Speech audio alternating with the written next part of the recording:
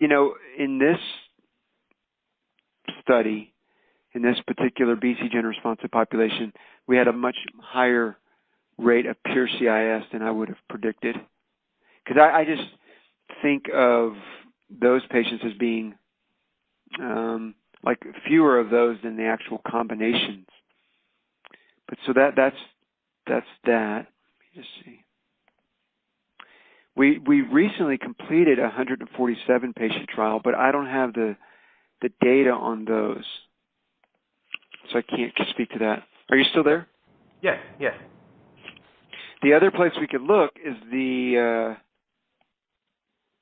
Valrubicin trial, but that's from a while back. But that would give us an idea.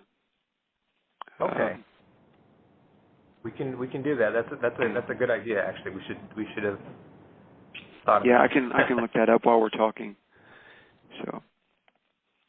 Okay. So I mean, we'd had this sort of hypothesis that maybe the CIS represents a higher percentage of the non-responders, but some physicians had told us that CIS actually responds quite well to BCG, so it's maybe unlikely that it happens. So it was a little bit of we're a little bit in the dark.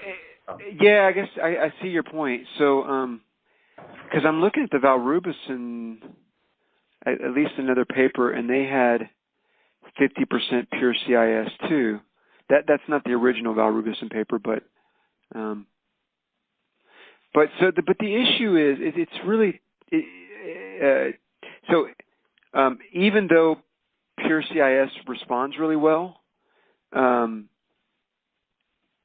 that doesn't necessarily mean that the people that are going to be BCG unresponsive are going to, in other words, you can be pure CIS and respond well, but also the BCG unresponsive population may still make up a larger proportion of CIS only patients.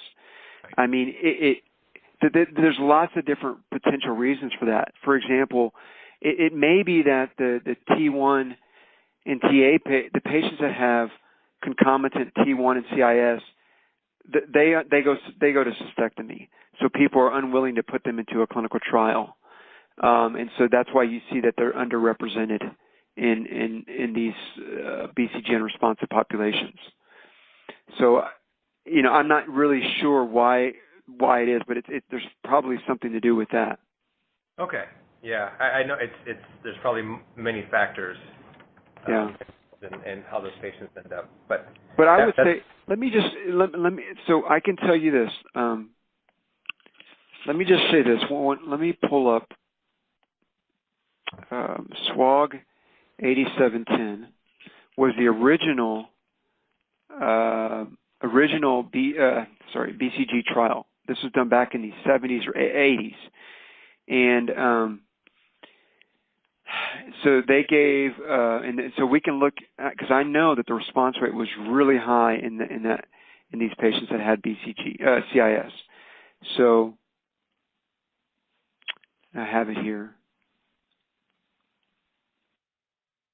Yeah, so the overall response rate of 100 patients with CIS was 84%, 83.8%.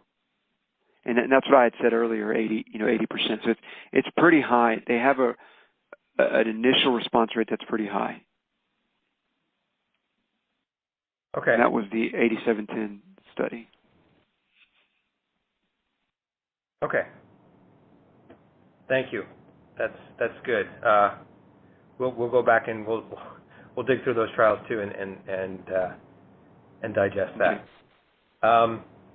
So just quickly before we move on to talking about the new potential product, what sort of response rate do you get if you do a second round of BCG in general?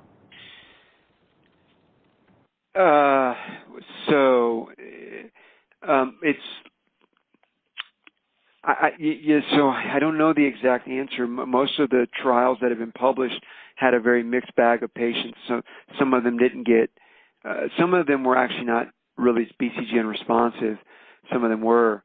We generally, like I'll tell a patient, hey, we've got about a 20% chance of BCG responding the second go round, but